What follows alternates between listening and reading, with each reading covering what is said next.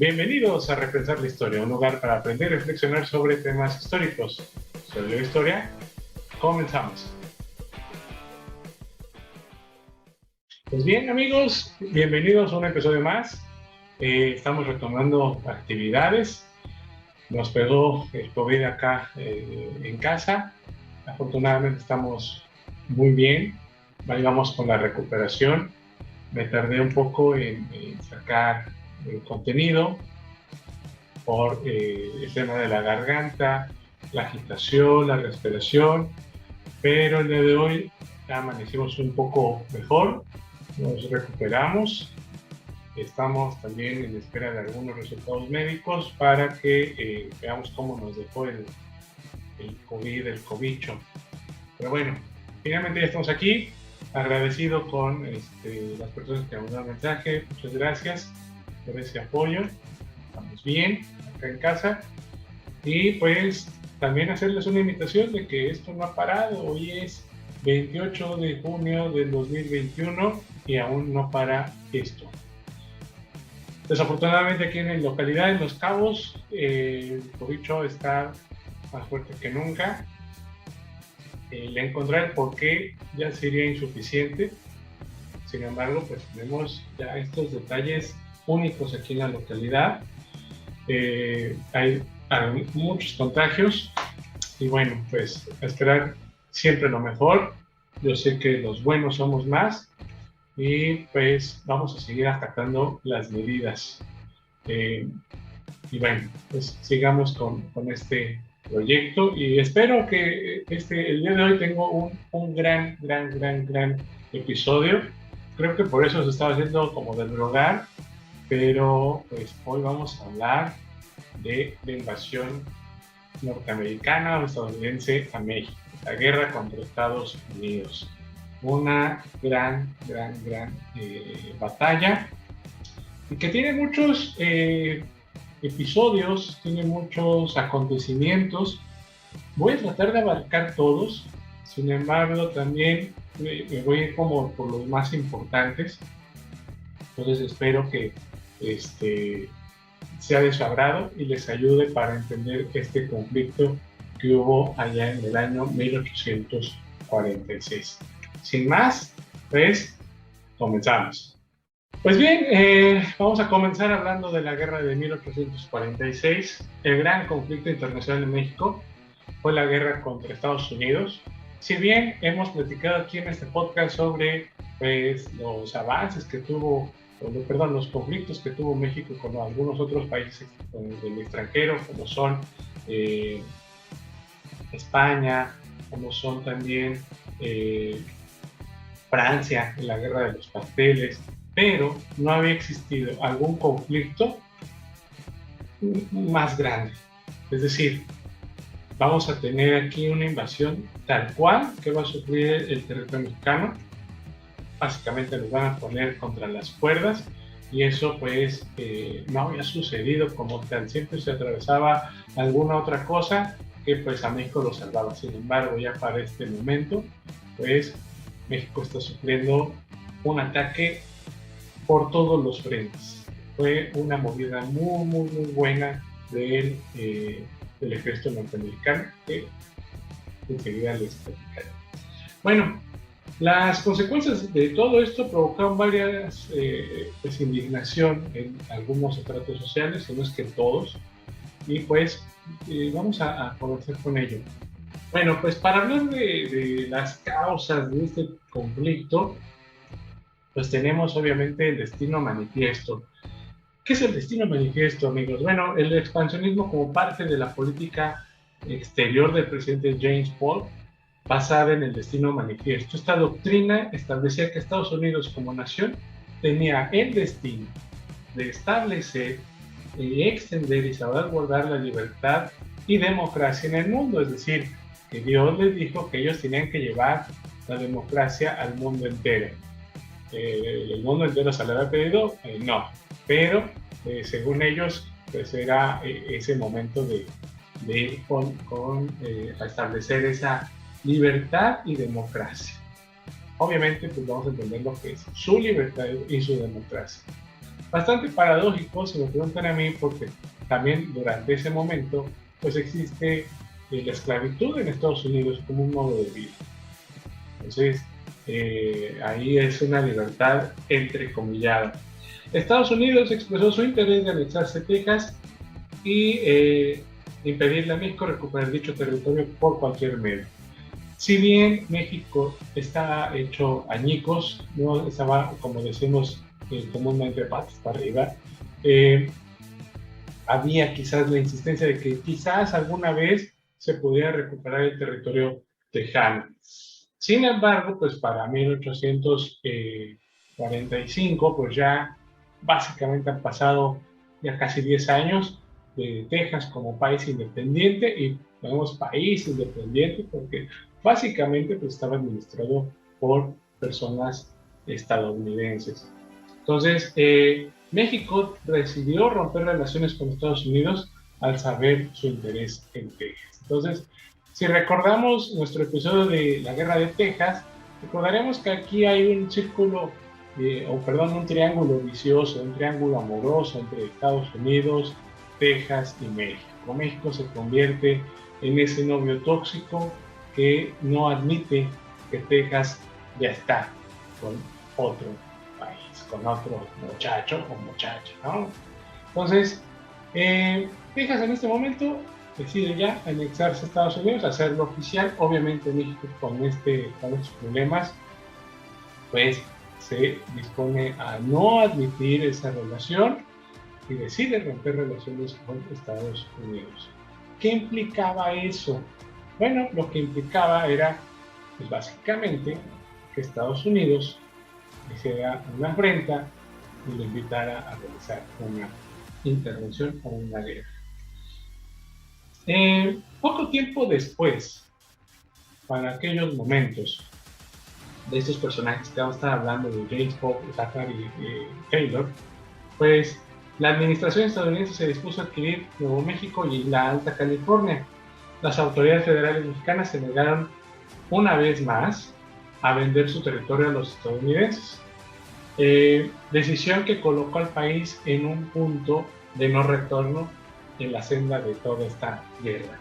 Los estados sureños de Estados Unidos fueron con los que más entusiasmo apelaban a un conflicto abierto, y a finales de diciembre de 1845, el presidente estadounidense James Polk, que compartía su ardor belicista, movió la ficha y envió un pequeño contingente al mando del general de división Zachary Taylor a una zona de disputa.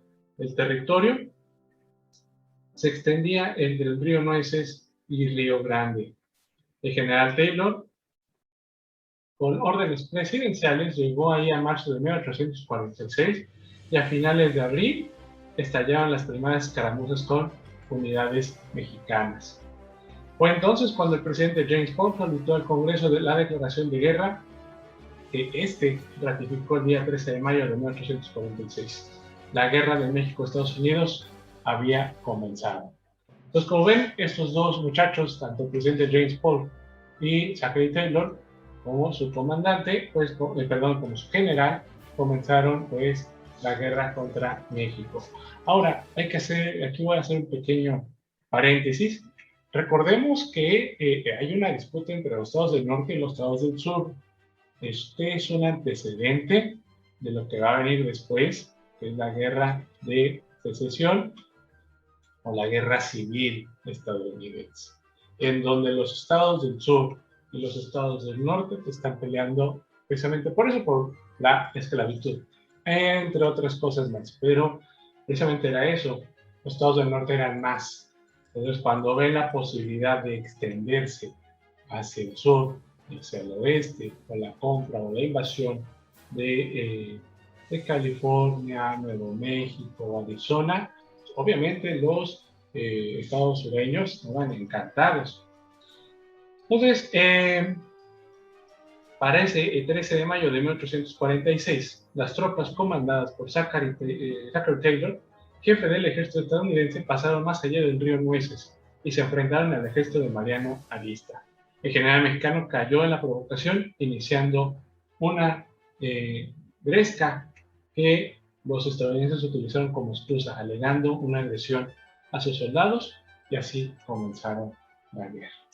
Básicamente los provocó el general Zachary Taylor para que el ejército de Mariano Arista pues comenzara las batallas y le dieron pretexto de me atacaron y perdí la vida de hombres estadounidenses en esa frontera del territorio mexicano y por eso voy a declarar la guerra.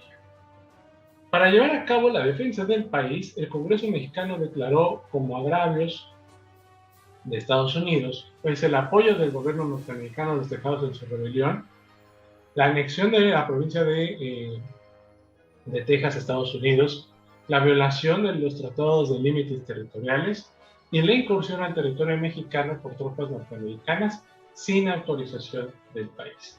Obviamente estas cosas de estos agravios van a tardar en llegar. Estados Unidos ya tenía un plan. ¿Sí? Pensémoslo así. Estados Unidos tenía el plan de invadir México y México apenas se estaba enterando que iba a ser invadido todo el territorio, la mayor parte del territorio.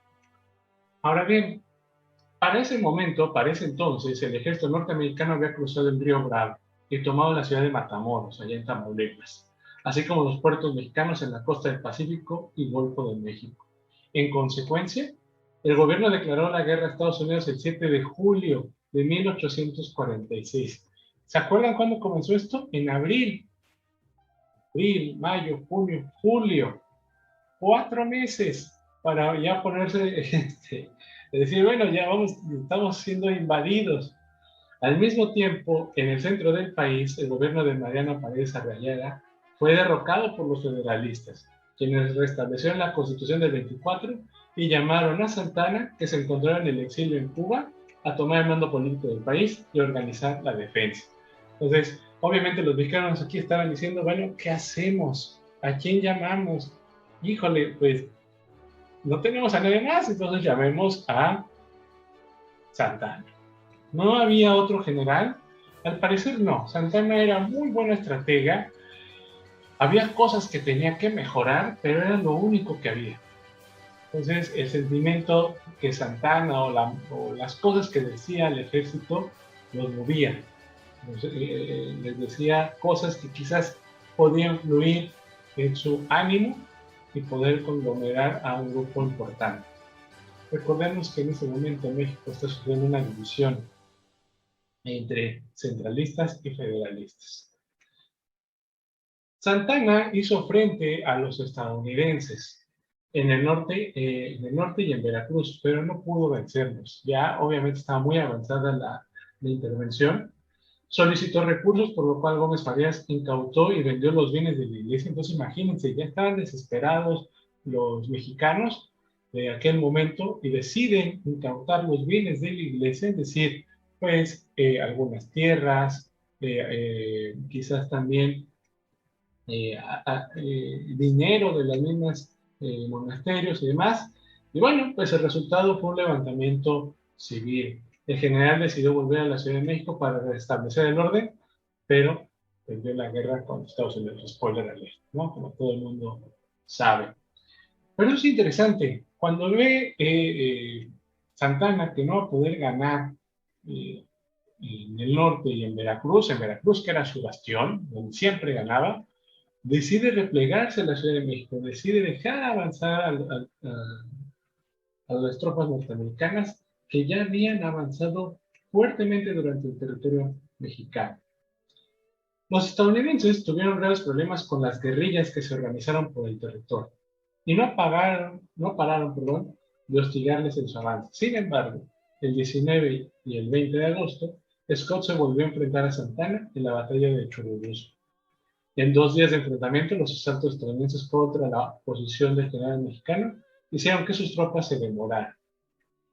El ataque frontal norteamericano dejó acorralados a muchos soldados, incluidos los desertores del ejército estadounidense, principalmente inmigrantes irlandeses y alemanes católicos del famoso batallón de San Patricio, que más adelante platicaré de él. La caballería de Scott persiguió a los que huían casi hasta las puertas de Ciudad de México. En Molino del Rey, de Chapultepec, el ejército de México luchó sus 2 últimas batallas de la guerra. La primera de ellas se dio el 8 de septiembre y fue un enfrentamiento con bajas notables. para ambos bandos. La batalla de Chapultepec fue el último intento desesperado de Santa Anna de acabar con los estadounidenses. Entre el 12 y el 14 de septiembre de 1847, las tropas de Scott asaltaron la fortaleza con la ayuda de un importante despliegue artillero y un asalto a las murallas utilizando escalas. A pesar de que fue realmente otro ataque frontal sin demasiada brillantez, la resistencia mexicana fue decayendo hasta el día 14 de septiembre. Santa Anna y sus tropas abandonaron el lugar. Ese mismo día, el general de la división, Winfield Scott, entraba triunfante a la capital de México. Las operaciones militares entre ambos ejércitos habían llegado a su fin. Siempre les comento a mis alumnos que esto de alguna manera va ajeno a un juego de gocha, en donde es capturar la bandera. El tomar siempre la capital de algún territorio, pues marca ya que has tomado el país. Y eso ya había entendido Santana. Ya no había nada más que hacer y decide pues, parar las operaciones militares entre ambos ejércitos. Estados Unidos ya había pasado con México para ese momento. Entonces, aquí vemos una pequeña litografía de la batalla de Chapultepec el 13 de septiembre, en donde pues vamos a hablar también de los niños héroes.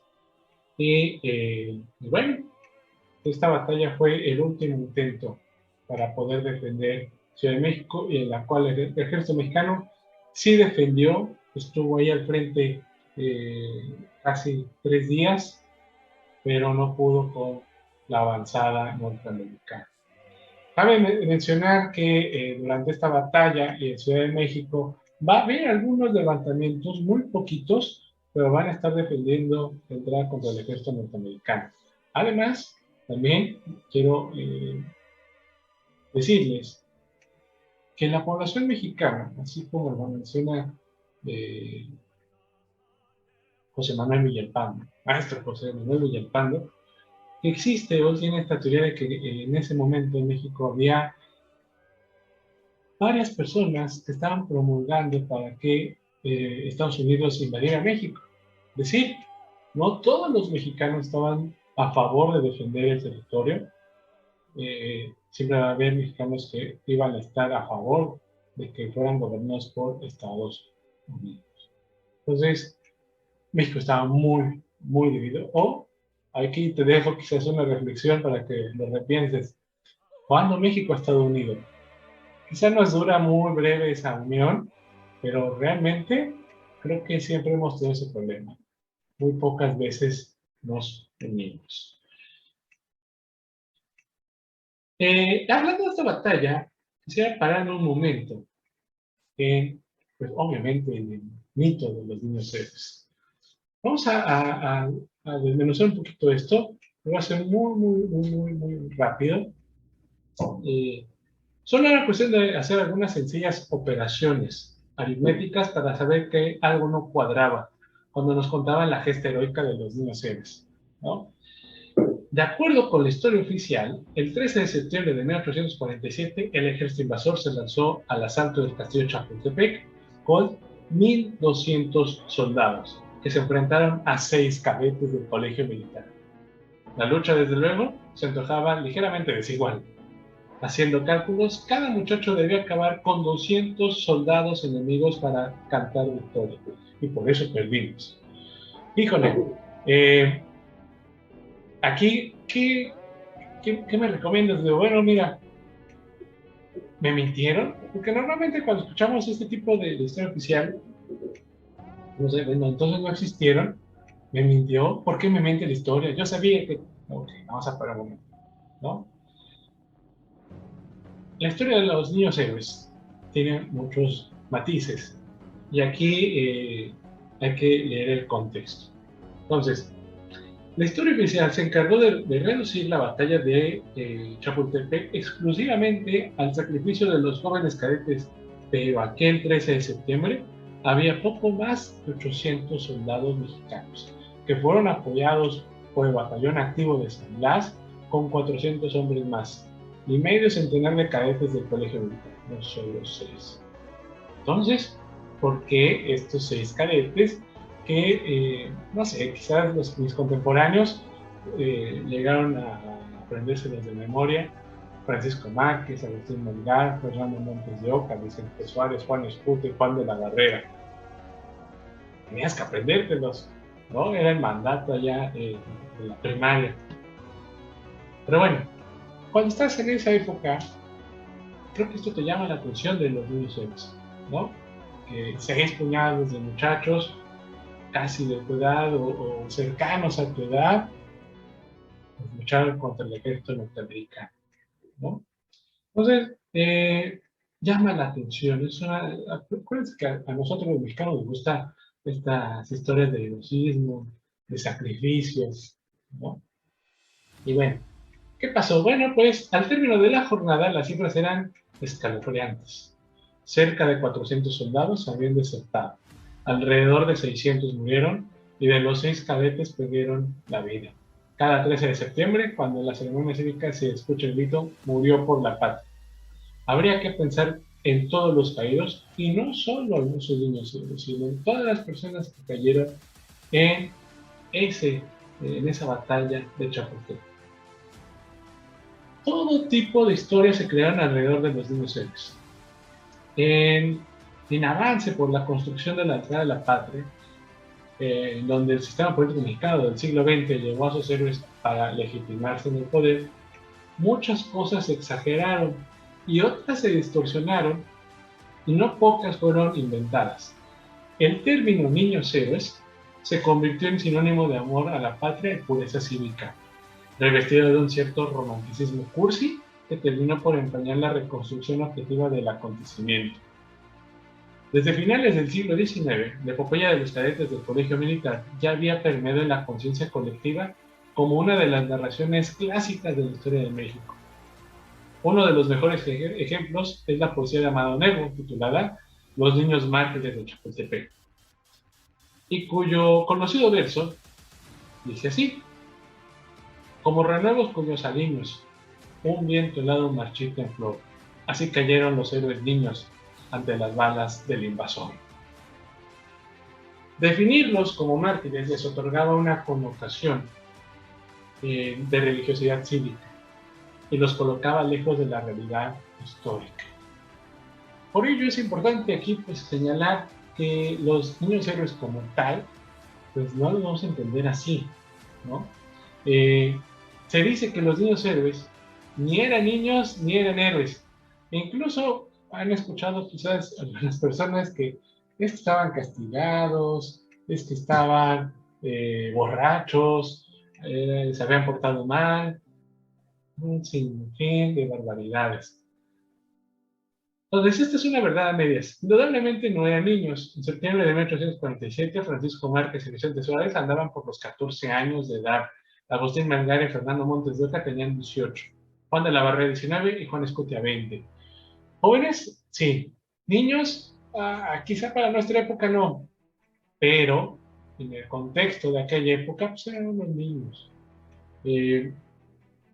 Quizás Juan Escutia, Juan de la Barrera, Montes de Oca, tal vez no, estos eran los más veteranazos en cuestión de colegio militar, ¿no? Sin embargo, no queda lugar a dudas que sí fueron héroes por varias razones, aunque el concepto en sí mismo es excesivo. Por haber tomado las armas para defender el territorio nacional, palomita.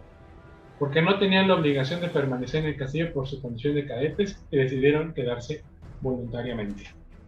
Entonces ahí ponemos una gran palomita a estos cadetes, ¿no? Que si bien yo le preguntaría a cualquier monigote de 18 o 20 años si se arriesgaría a defender su país. Porque con escasas provisiones y pertrechos militares resistieron el bombardeo de más de un día, bajo el fuego de la artillería enemiga que hacía simbrar Chapultepec entero. Frente a estos hechos, le da poco importaba. Quizá el mayor mito que rodea a los niños héroes es la conmovedora escena en la cual Juan Escutia, que no era cadete del colegio militar, toma la enseña tricolor y decide arrojarse desde lo alto del castillo Chapultepec antes de verla mancillada por los invasores. Scutia no murió por un asalto ni envuelto en una bandera. Cayó abatido a tiros con Francisco Márquez y Fernando Montes de Oca cuando intentaban huir hacia el jardín botánico. La bandera mexicana fue capturada por los estadounidenses y fue devuelta a México hasta el sexenio de José López Portillo.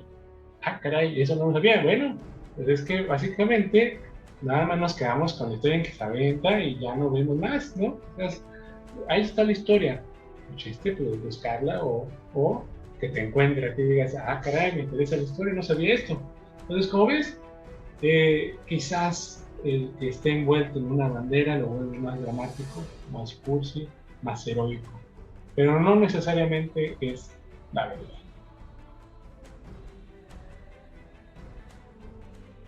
Por razones políticas, la historia de los niños héroes adquirió una dimensión de cantar, de gesta durante el periodo presidencial de Miguel Alemán.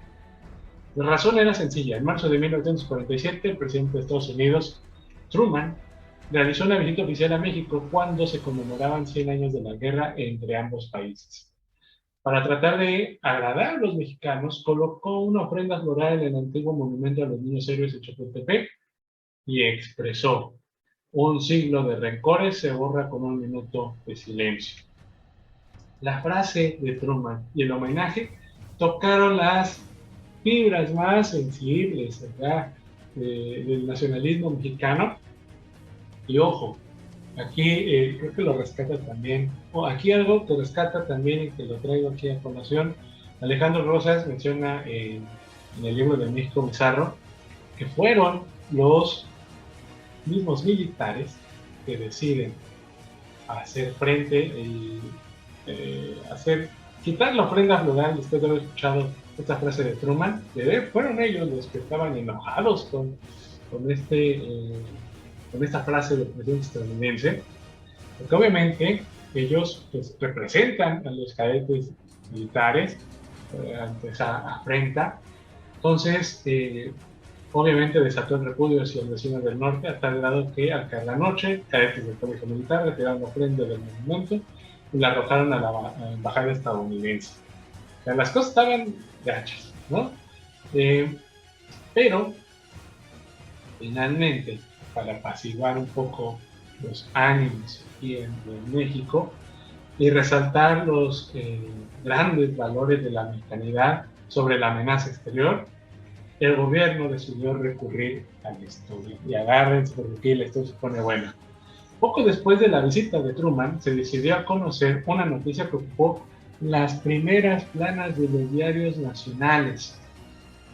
Fíjense que José Manuel Villalpando dice que en una ocasión, pues ahí, entre Chapultepec, una persona llegó y dijo: encontré esto, muchachos, yo estaba sembrando y de repente, ¡pum!, apareció la osamenta de 6 muchachos ahí en Chapultepec. Entonces, poco después de la visita de Truman se dio a conocer una noticia que ocupó esta noticia, que durante unas excavaciones al pie del cerro de Chapultepec se encontraron 6 calaveras que se dijo pertenecían a los niños héroes. Échate ese trompo a la uña, ¿no? Entonces, así los encontraron casi con acta de nacimiento, incluso ahí diciendo este se aventó. Entonces, la supuesta autenticidad fue apoyada por varios historiadores de aquella época y por el Instituto Nacional de Antropología e Historia. Nadie se atrevió a contradecir la verdad histórica avalada por el presidente, con un decreto donde aclaró que aquellos restos pertenecían indudablemente ¿a quién? A los niños héroes. ¿Quién podía cuestionar la autoridad histórica del presidente de la República? Si la fundamentación era muy sólida, ahí están los huesos. Y estaban en Chapultepec, y son 6. Entonces, ¿qué pero le puedes poner? Seguramente en septiembre de 1847, en medio de la batalla, algún profeta o un vidente se tomó el tiempo para hallar entre los 600 muertos que yacían regados por todos lados los cuerpos de 6 cadetes que cayeron en distintos sitios y los sepultó ahí juntitos. Y dijeron: estos son los que van a estar hablando de la historia después de 100 años. Entonces, esperando un siglo después a que fueran encontrados para la gloria de México. Así nos las gastamos, muchachos, así nos las encontramos por acá, ¿no? Entonces, pues nadie cuestionó eso y a partir de este momento los niños héroes adquirieron otras dimensiones y se transformaron en un mito. En 1952 se inauguró su nuevo monumento, conocido hoy como el Altar de la Patria, y ahí fueron depositados los restos óseos de 6 desconocidos, pues nunca se comprobó científica y documentalmente que efectivamente eran los cadetes, por lo que se verificó flagrantemente un fraude óseo. Ya a la fecha nadie lo pone en duda. Sin embargo, si ustedes se atreven a preguntar al archivo militar si pueden adquirir el acta de nacimiento de los niños héroes, ahí van a encontrar algunas cositas, ¿no? El sistema político mexicano manipuló la historia y le negó su lugar a otros personajes que también participaron en esta guerra de 1847. Pues sabemos que los 6 cadetes que cayeron combatiendo no eran los únicos que tomaron las armas para defender la patria. Había otros, particularmente uno que resultó herido y logró sobrevivir. Ese otro niño héroe tuvo la fortuna de salir con vida de la batalla y no obstante se mantuvo firme en su posición defensiva.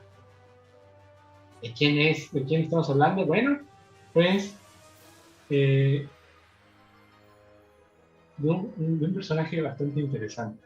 Un poco más crecidito, nuestro todavía desconocido niño héroe se convirtió en la mejor espada del Partido Conservador y en acérrimo enemigo de los liberales y de Benito Juárez.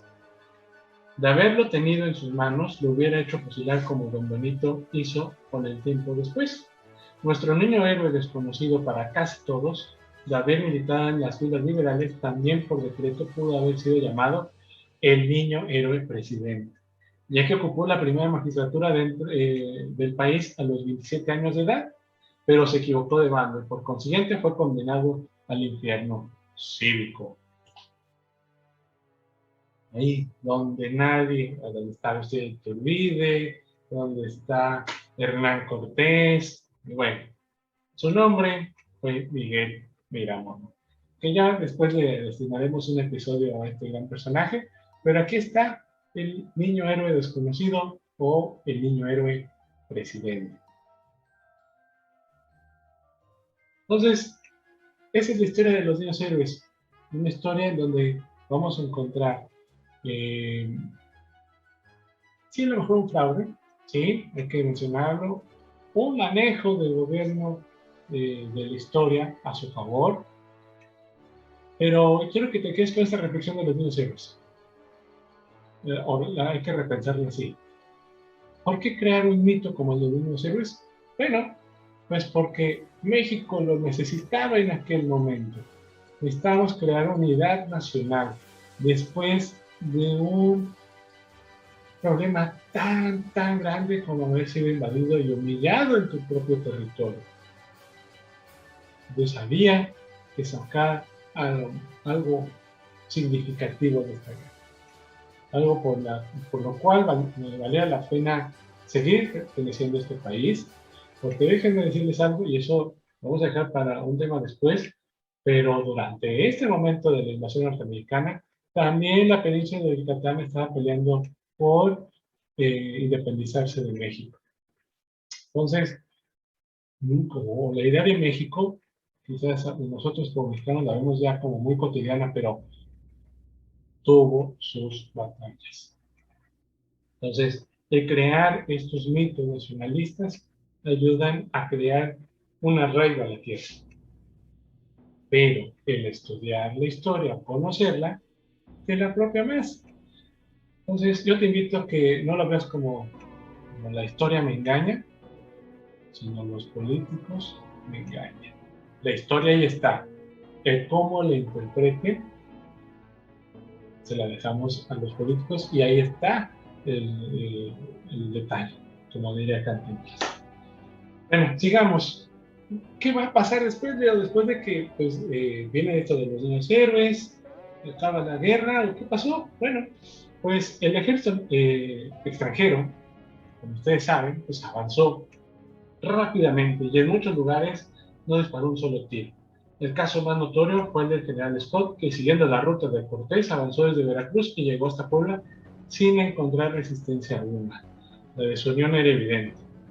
Años más tarde, Alamán escribiría su juicio al respecto. Cuando en 1847 se verificó la invasión de la República por el ejército de Estados Unidos, los invasores no solo imitaron el ejemplo de Hernán Cortés, adelantándose temerariamente hasta el centro de la República, sino estableció un camino militar que conservase sus comunicaciones con su base de operaciones que era Veracruz, exponiéndose a ser cortados y del todo aniquilados en el primer revés que sufriese, sino también, si la guerra hubiese continuado, iban a repetir el de presentarse al frente de la población indígena como vengadores de antiguos agravios y reivindicaciones de pretendidos derechos. Los jefes de aquel ejército, que habían conocido las circunstancias del país a un golpe de vista, mucho mejor que los mexicanos, que en este punto parecen haber tomado empeño en cerrar los ojos a la luz de la verdad, se persuadieron fácilmente que esta era la parte más vulnerable de la organización mexicana. Los rumores indicaban que dentro de la ciudad se preparaba un grupo armado de mexicanos, pero la experiencia de toda la campaña demostraba lo contrario. No habría nuevos intentos de combatir a los estadounidenses. Un teniente del ejército estadounidense anotó en su diario, así, una raza cobarde que no pudo defender su capital nunca hará algo así. Su juicio tal vez no estaba del todo equivocado. ¿Por qué? Bueno, al igual que Cortés en 1521, 3 siglos después, y también con un ejército no muy numeroso, Scott había logrado someter a la capital de la entonces Nueva España, y en 1847 se llamaba a sí mismo el Conquistador de México. Con la destitución del ayuntamiento, un grupo de hombres, algunos de los cuales habían pertenecido al gobierno mexicano de anteriores administraciones, conformaron una asamblea municipal que sirvió por completo a los estadounidenses y llegó al extremo del servilismo, cuando los que componían la asamblea no se limitaron a desempeñar sus funciones de legisladores, sino de jueces de ejecutores, en los cuales habían abogado sin que su abatimiento llegó al extremo de obsequiar al general Scott con un banquete en el desierto de las Carmelitas, brindando por los triunfos de las armas americanas en el Valle de México. Pues como ven, pues hubo dos grupos, los que estaban ya perdidos diciendo, por Dios, ¿qué ha pasado aquí? Y otros que decían, pues ya están aquí, vamos a ayudarlos y quizás nos vaya mejor con Estados Unidos. Al conquistador de México le duró poco el gusto y su caída no tardó en llegar. Todo comenzó con la inconformidad de los generales Ward y Pillow, quienes acusaron a Scott de haber actuado con incompetencia en Molino de Rey. Rumores y difamaciones brindaron al alto mando del ejército estadounidense, y durante 5 meses los habitantes de la capital se revolvieron con el escándalo. El gobierno estadounidense ordenó la formación de un tribunal de investigación, el cual destituyó a Scott del mando militar. Su lugar fue ocupado por el general Butler el 18 de febrero de 1848. El asunto tenía un trasfondo claramente político. El juicio, concluido en Estados Unidos, desprestigió la figura de Scott e impidió su ascenso a la presidencia cuando naufragó su candidatura frente a la de Zachary Taylor. Entonces, vamos a encontrar muchas fotografías en donde vemos Palacio Nacional ondeando la bandera estadounidense. Siempre llama la atención que existen este tipo de fotografías, pero ahí está como la evidencia de que en algún momento en Palacio Nacional ondeó la bandera de Estados Unidos. Bien, en la capital mexicana, la Ciudad de México, el fuego se convirtió en la actividad común por las noches. De ahí se reunían los soldados con las prostitutas, tomaban hasta caerse de borrachos. Bailaban, cantaban y jugaban durante la ocupación estadounidense.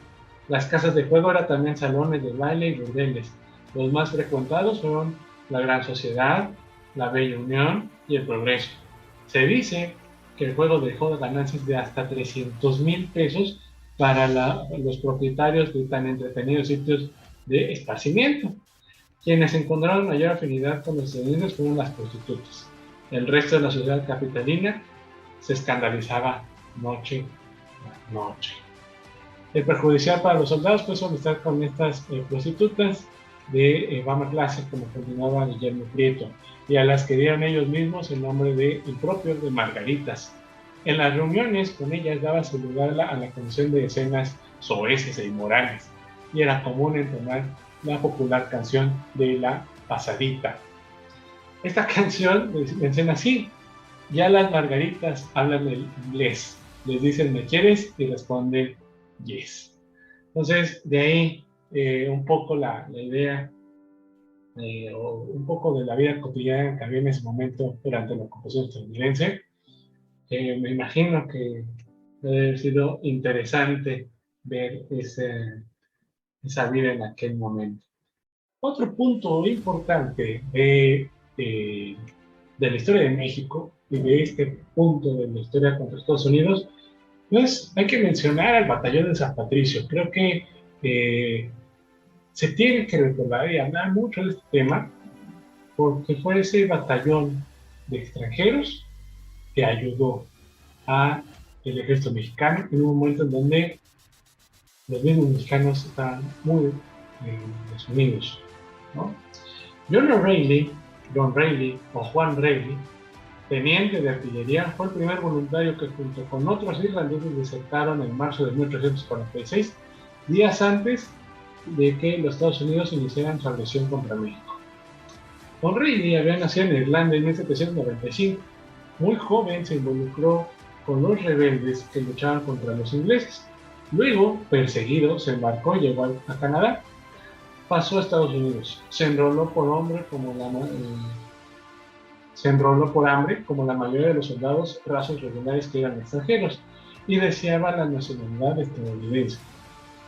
Desertó cuando se enteró de las causas de la guerra, del catolicismo de los mexicanos y de la oferta de tierras que hacían a los exsoldados invasores. Fue cuando se incorporó como teniente al ejército mexicano y escribió a sus compañeros posibles desertores que siguieran su ejemplo, porque los irlandeses y mexicanos compartían el mismo amor a la libertad y a la misma fe católica. Otros muchos soldados regulares de diferentes nacionalidades, militares por falta de otras oportunidades en Estados Unidos, desertaron también durante la guerra en busca de una vida mejor en México. Toda la guerra, pero pocos se unieron a su ejército. Sin embargo, las autoridades mexicanas tenían órdenes de darles un buen trato, protegerlos de las agresiones de la población civil y alejarlos del frente de batalla. Entonces, bueno, hasta México ahí les ayudó a estos muchachos. Después de la caída de Matamoros, se incorporaron 40 irlandeses y 4 esclavos negros más. Al poco tiempo ya era comandante del batallón de San Patricio, que también incluía alemanes, poloneses, católicos, quienes con heroísmo lucharon en las más importantes batallas libradas durante la guerra, especialmente en la de Monterrey y la de Angostura, primero como artilleros y después en la infantería por órdenes de Santana. Por el color de su piel y de sus cabellos, el pueblo les llamó los Colorados. Se cuenta que estos irlandeses, también llamados los San Patricios, apuntaban certeramente a los oficiales norteamericanos que habían sido sus verdugos con su racismo y cruel disciplina militar. Entonces ahí tenemos a los Colorados.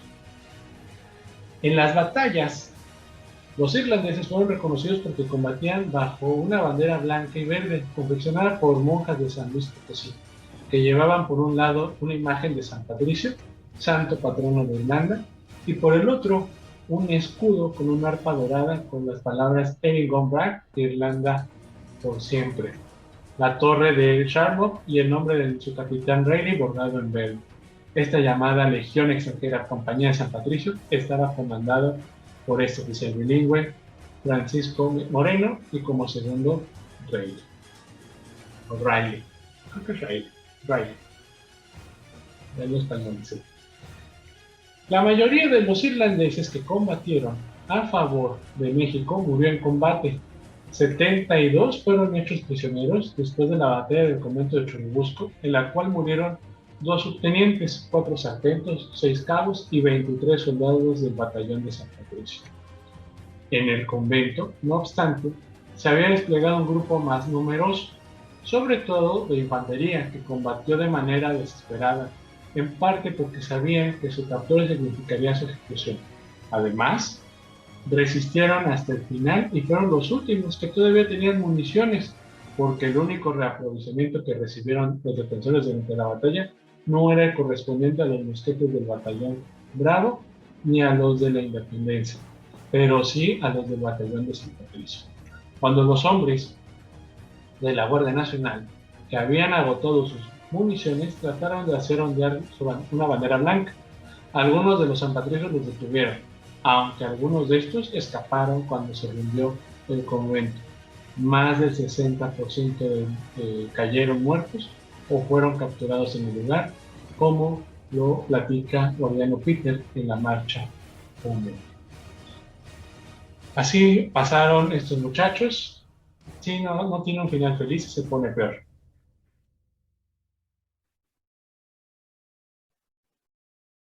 Para juzgar a los prisioneros irlandeses, el ejército norteamericano estableció dos consejos de guerra, uno en Tacubaya y el otro en San Ángel. Se encargó del castigo y ejecución del mismo coronel William Hardy, descendiente de irlandeses, conforme al Código Militar de Estados Unidos. La embriaguez al momento de la deserción era un atenuante, y muchos la alegaron sin éxito durante el juicio. Tampoco valió que declararan que nunca habían disparado contra las tropas invasoras. O'Reilly señaló como causa de su deserción los abusos y discriminaciones de que eran objeto los irlandeses, y el pillaje, saqueo y asesinatos que se cometían contra los mexicanos en una guerra injusta, por lo que fue condenado a la horca. Pese a esta pena, solo correspondía a los desertores en tiempos de guerra, y él había desertado antes de que iniciaran las hostilidades.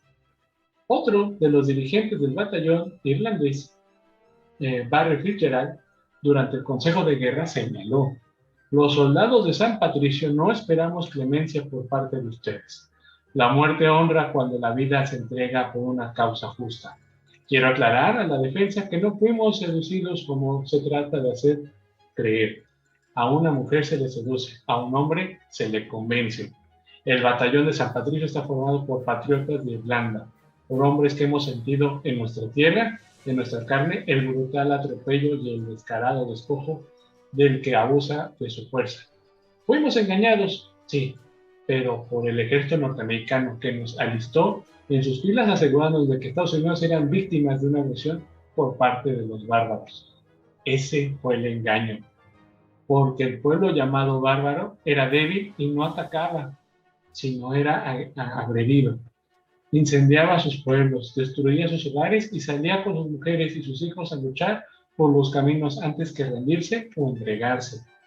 Ese valor fue el que nos sedujo a los irlandeses, el que nos recordó que nuestro pueblo era víctima también de la satrapa del malvado inglés. Su fervor, su fe católica, nos unía a ellos a esta infame conquista que será un estigma para los Estados Unidos. Ah, caray, ya está sentido mucho de leer. Eso es lo que mencionaba Fitzgerald, uno de los comandantes o soldados del batallón de San Patricio. También les rescato esta pequeña panfleto que se le daba al ejército norteamericano.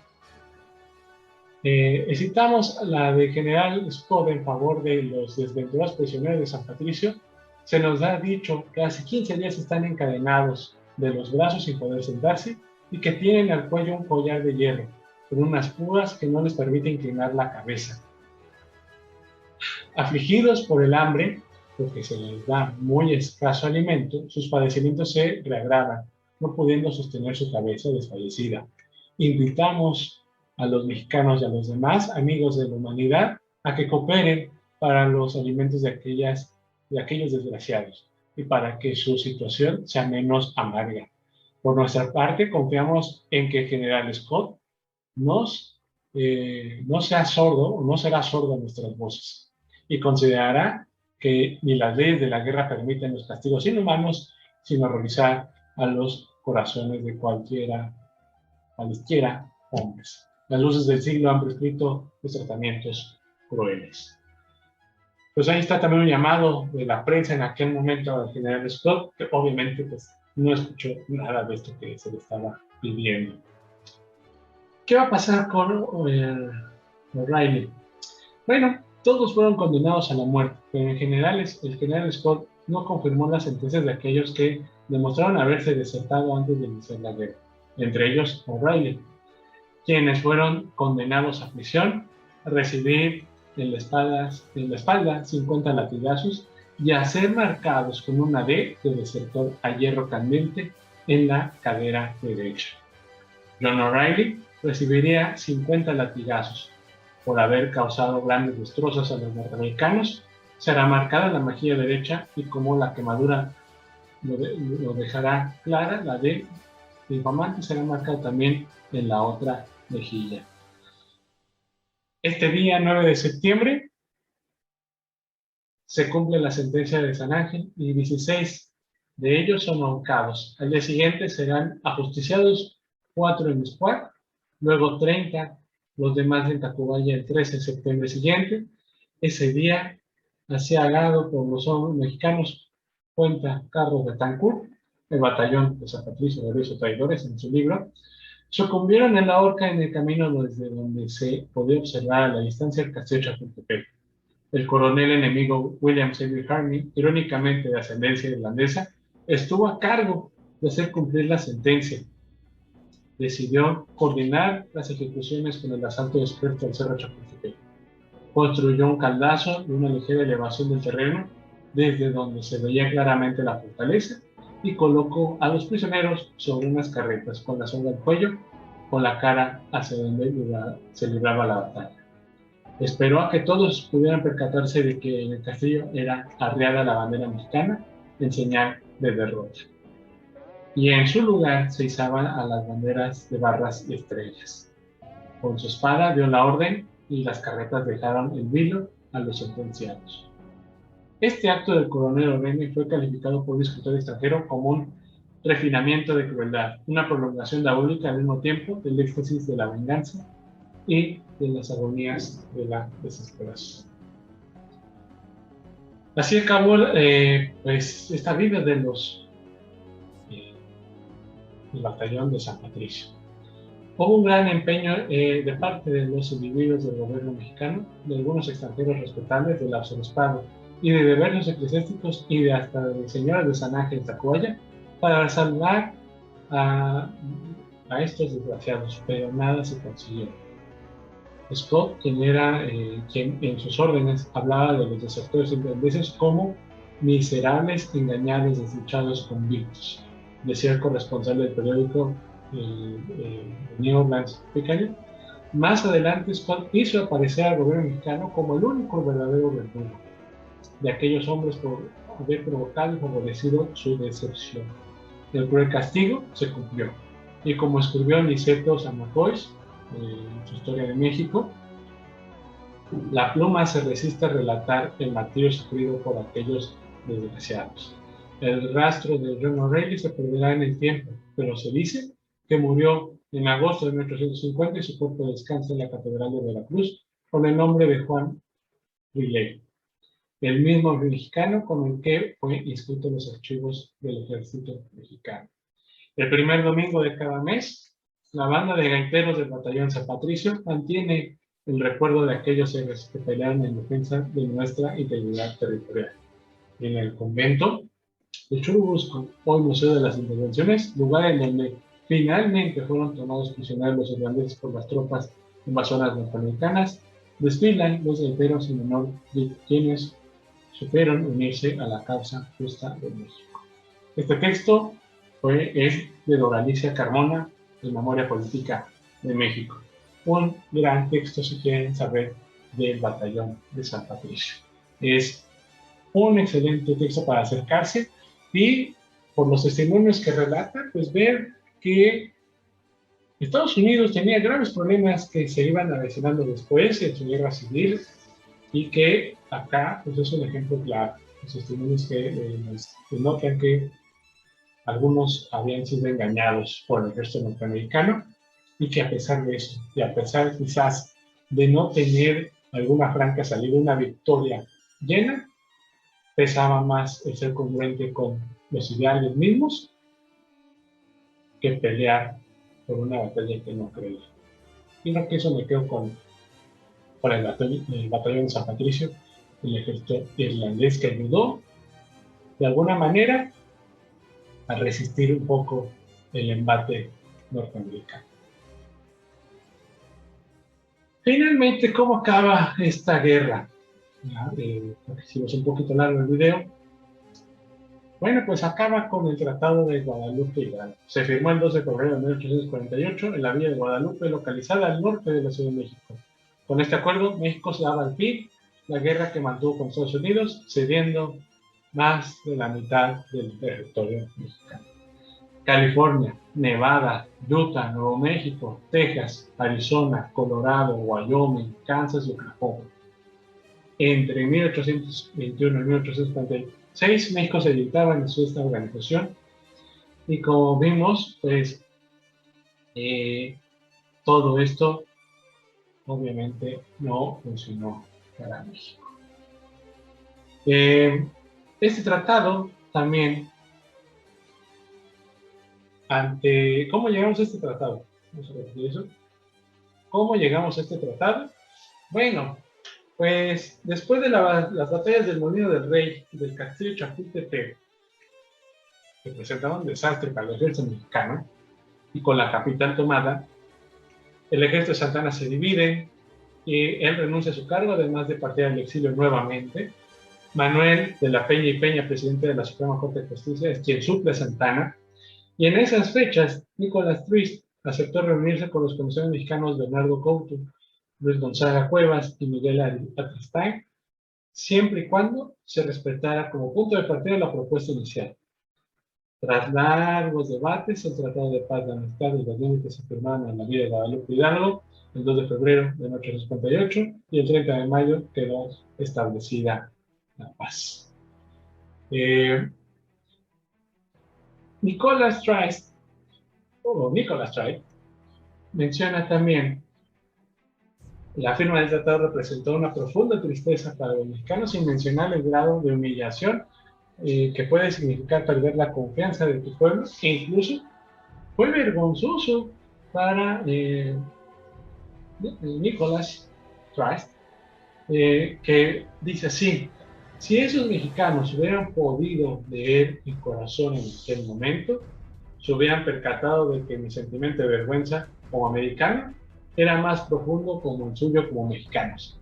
Este había sido mi sentimiento en todas nuestras conferencias, especialmente en momentos que tuve que insistir en aspectos que detestaba. Si mi conducta en esos momentos hubiera estado gobernada por mi conciencia como hombre y mi sentido de justicia como americano, hubiera cedido en todas las instancias. Lo que me impidió hacerlo fue la convicción de que el tratado entonces no tendría la oportunidad de ser ratificado por nuestro gobierno. Y bueno, así se aceptó aquel detalle, ¿no? ¿Y en qué quedó el Tratado de Guadalupe Hidalgo? Bueno, los acuerdos a los que se llegó en el momento fueron: México reconocería el río Bravo como frontera de Texas, México cedería a Nuevo México, California, a cambio de 15 millones de pesos, Estados Unidos cubriría las indemnizaciones que reclamaban los ciudadanos en México, y Estados Unidos no exigiría compensación alguna por los gastos de guerra. Y así quedó publicado el Tratado de Guadalupe Hidalgo, y finalmente México ya no fue colonia norteamericana por ese momento. Así acaba la guerra contra Estados Unidos, una batalla que hay que recordar, una guerra que hay que recordar. ¿Por qué? Porque hay varios ejemplos y voy a destacar esto principalmente.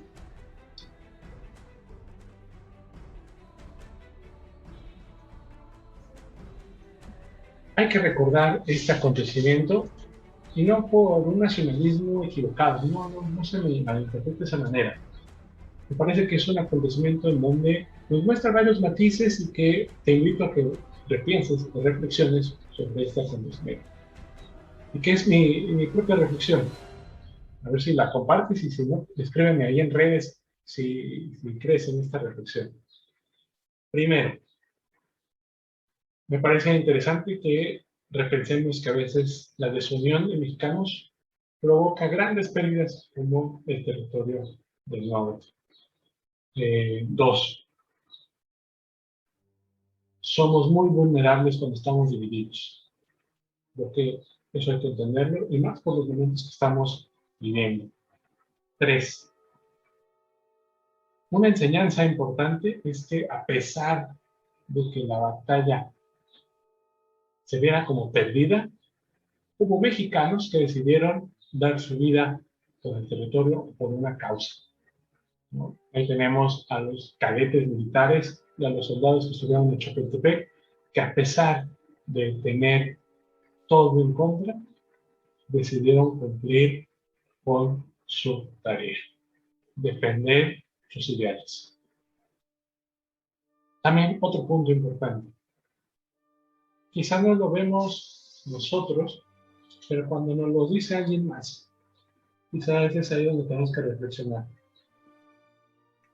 Los irlandeses apoyaron a México no por ser buenos vecinos, ni porque creían en la causa, y veían que la causa de México estaba perdida y que ellos mismos no iban a descansar por estar del lado incorrecto. Lo veían algunos en el lado incorrecto de la historia. Decidieron pasar por ese pequeño hito en donde vemos una heroicidad y una defensa de los ideales. Yo creo que con eso defender los ideales por encima de cualquier pago.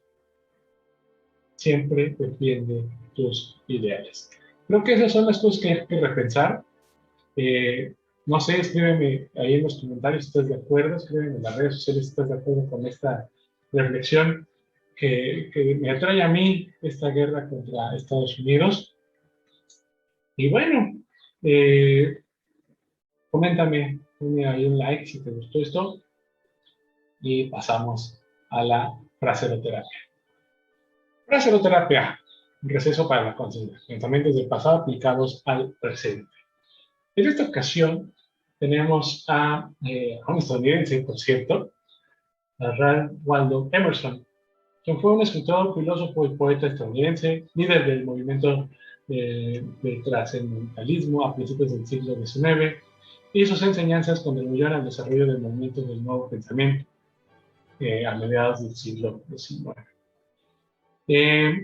Y que leí esta frase y dije, creo que es parte de lo que vivimos acá con el COVID, que quizás nos hace falta mucho de esto para entrar en conciencia de lo que estamos viviendo. Y dice así: adopta el ritmo de la naturaleza. Su secreto es la paciencia. Creo que nos hace falta en estos tiempos paciencia. Paciencia para ver los cambios, para ver, paciencia para esta pandemia. Somos muy impacientes como seres humanos, queremos que ya todo acabe de pronto, pero lo que nos da la naturaleza es que es lento el cambio.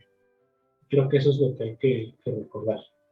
Yo te invito a que sigas cuidándote, que sigas pendiente de las medidas sanitarias. Esto no ha acabado. Creo que la naturaleza nos da varios golpes para que sepamos que esto aún no acaba. Entonces, adoptemos el ritmo de la naturaleza, su secreto es la paciencia. Seamos pacientes y sigamos cuidando. Porque, como dice ese eslogan, te cuidas tú, nos cuidamos todos. Espero que esta reflexión haya aligerado la carga que traigas este día. Y hasta aquí el episodio, mis repensadores. Espero que te haya gustado este episodio. Muchas gracias por sus comentarios. Estaré muy pendiente de ellos. Dale like al video si te gustó. Dale dislike si no te gustó. Sígueme en las redes sociales, ahí en Facebook, en Instagram. También ya estamos en TikTok subiendo algunos materiales o cápsulas así muy rapidísimas. También Síguenos en Spotify, en YouTube, no seas malito. Es muy importante para nosotros que nos sigas. Y bueno, déjame tus comentarios, ya sabes, en YouTube, o bien envíame un correo a repensarlahistoria87@gmail.com para que me ponga en contacto contigo. Dime qué te gustó, qué te pareció, qué opinas de la reflexión que tuve sobre la guerra contra Estados Unidos, qué te pareció de los testimonios que te relaté. Coméntame ahí en las redes sociales qué te pareció este episodio. De verdad, muchas gracias. Quisiera comentarles que estamos muy felices de que nuestro contenido esté llegando a varios países. Estamos llegando a Alemania, Nueva Zelanda, Colombia, no me quiero olvidar de ninguno, Suecia, por ahí vi en algún momento. Espero que esto te acerque a tu tierra o que conozcas de México, porque no. Entonces, te voy a dejar también en las redes sociales el material que viste aquí, en la fraseroterapia de la semana. Y pues aquí estaremos retomando actividades para que escuches nuestras cápsulas. Ahí vamos entrando ya a pleno siglo XIX y estaremos hablando ya de varios aspectos más. Entonces, sin más, pues me despido y muchas gracias por seguirnos y pues no me quiero ir sin recordarte que siempre se puede aprender algo del pasado. Soy Leo Historia. Hasta la próxima.